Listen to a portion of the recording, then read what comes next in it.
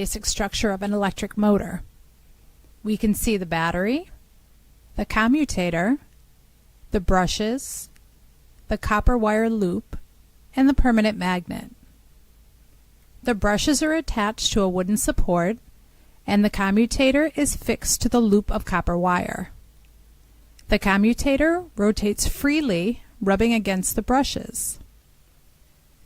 Now, when we pass current through the circuit, this creates a magnetic field around the wire, which interacts with the field of the permanent magnet to produce a rotation of the loop that looks like this.